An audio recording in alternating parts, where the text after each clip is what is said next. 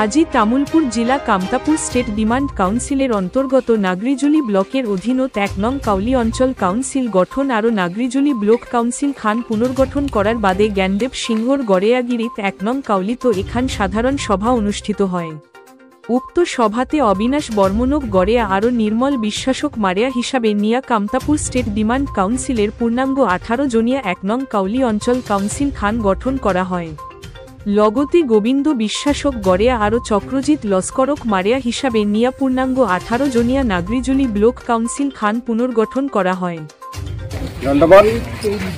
আজি ইংরাজি 10 জুলাই 2025 কাল তামুলপুর জিলা কেএসডিসির নাগরিজুলি ব্লক কেএসডিসির অন্তর্গত ১ নং কাউলি অঞ্চল কেএসডিসি কাউন্সিল খান গঠন করা সম্পর্কে শ্রীযুত জ্ঞানদেব সিংহর সভাপতিত্বত এখন সাধারণ সভা অনুষ্ঠিত করা হয়।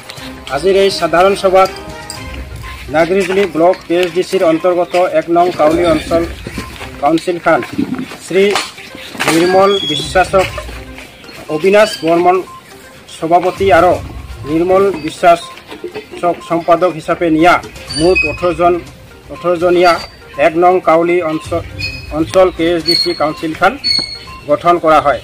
আর আজির এই লগতে আজির এই সাধারণ সভাতে নাগরিজুলি ব্লক কাউন্সিল খানে কিছু সংখ্যক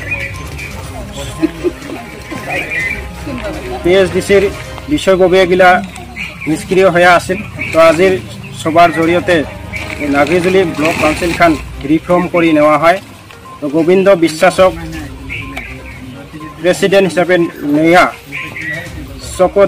চক্রজিৎ লস্করক সম্পাদক হিসাবে নিয়া নাগরিজুলি ব্লক খান পূর্ণাঙ্গ 18 জনিয়া কমিটি গঠন করিয়া নেওয়া হয়।